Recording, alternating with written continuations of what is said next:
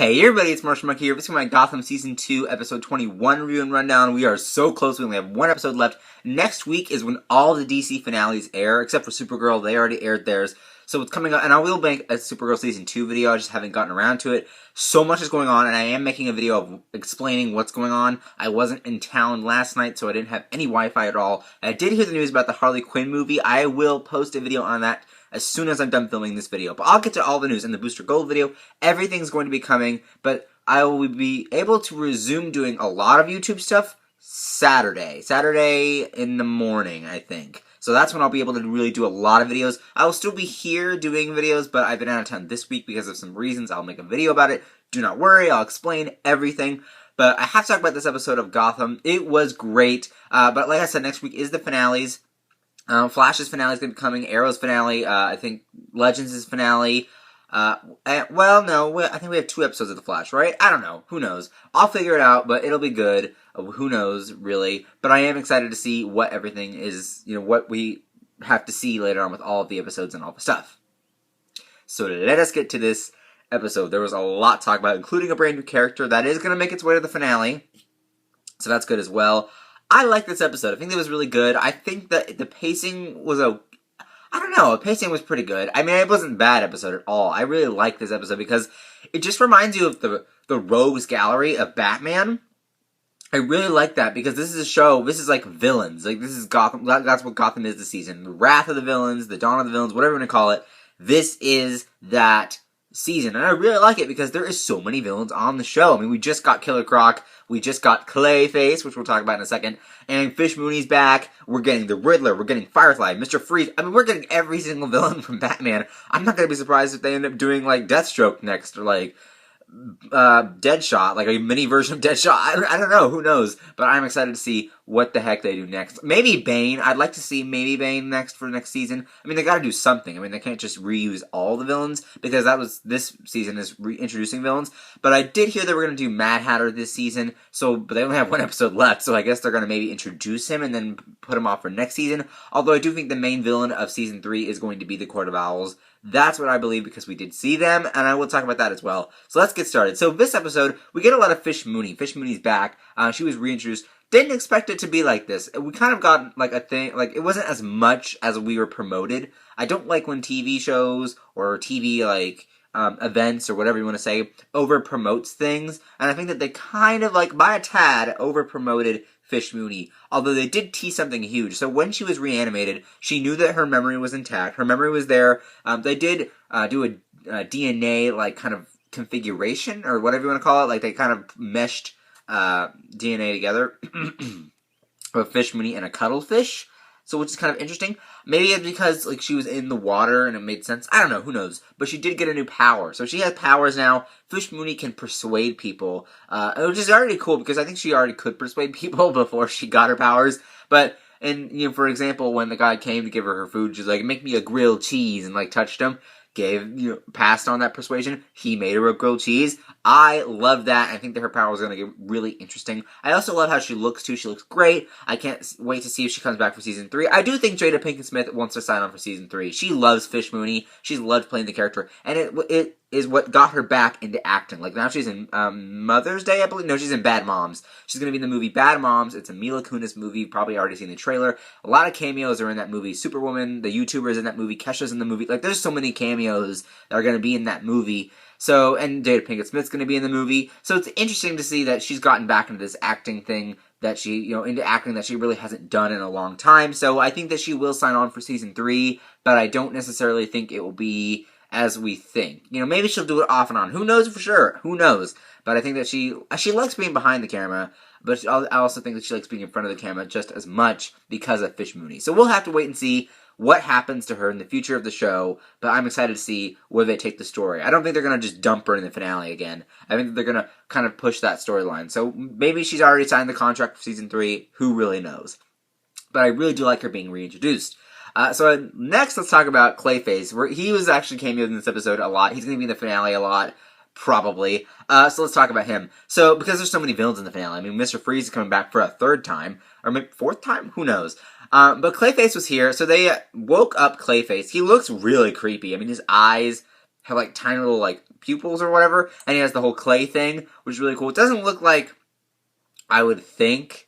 Maybe because it's the first stage. Like, a lot of people didn't like Killer Croc's look, but this is, like, the first we've seen these villains. And I definitely like that Hugo Strange is, like, kind of the breed of them. Because really, how do you do all these villains with their powers when it's, like, 10 years from now? So I really do like that they're kind of finding ways. Hugo Strange and Court of Owls are behind all of the villains rising up, and then they'll individually kind of become their own villains later on in the future. So I do like how they're kind of setting that up. It's not like, real comic book fans will hate it.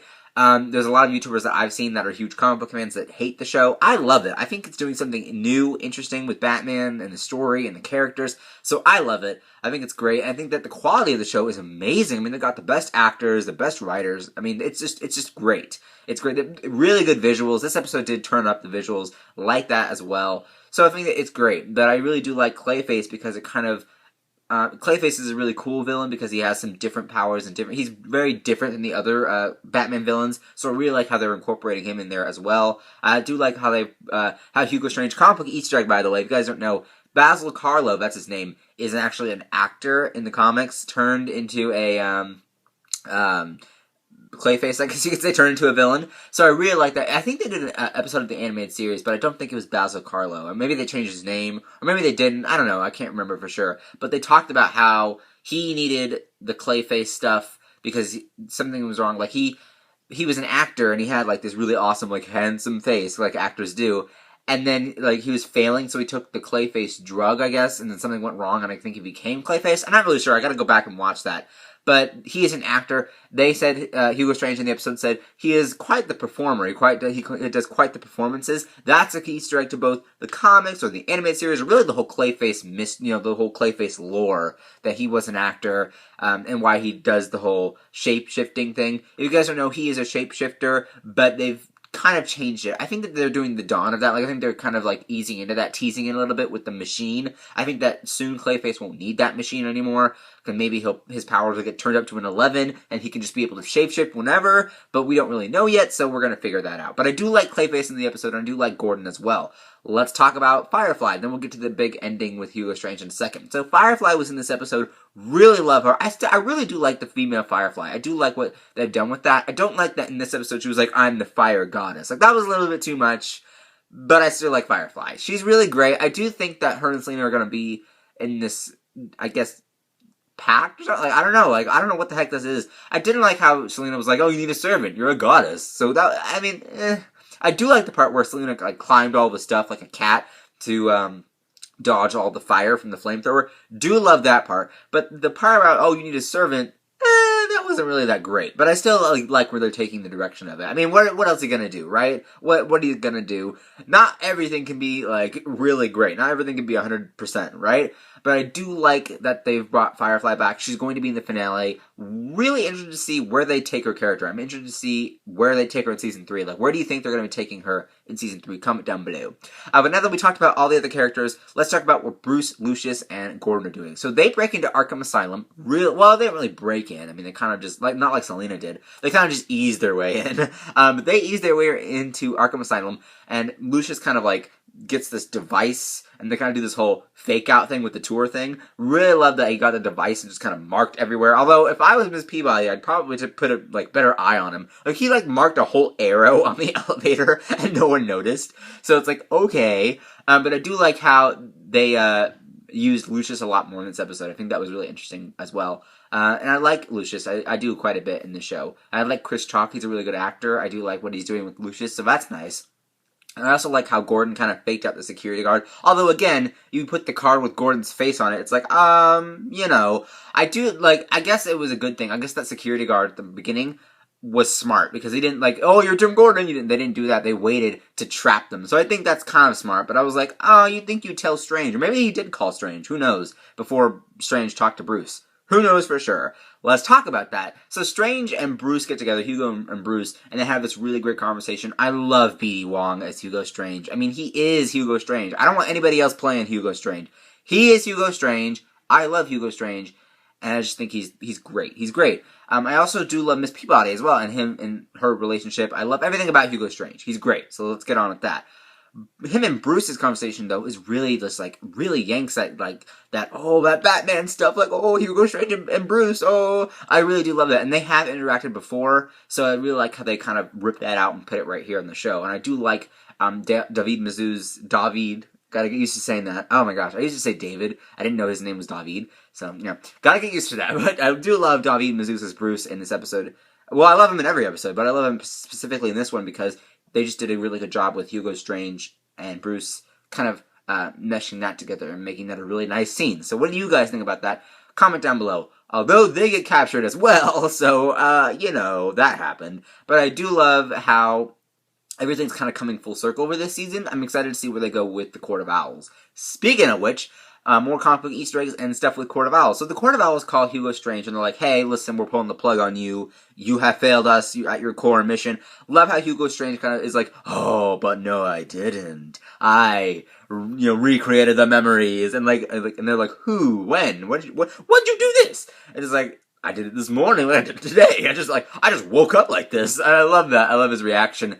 I think that it's really great that the Court of Owls have been introduced. I definitely do think they will be the main villains for season 3. Like, they're probably gonna do like an assault on Gotham, or like with all these monsters or something. Like, I want to see that happen. It's really great. I think the show is coming together quite nicely for season 3. I am excited for season 3 where they take the characters. So I'm excited to see where they go with Court of Owls. But if you guys don't know, the reason why I think they're teaming up Hugo Strange and the monsters with Court of Owls is that because in the comics, Court of Owls they brought back to life as well.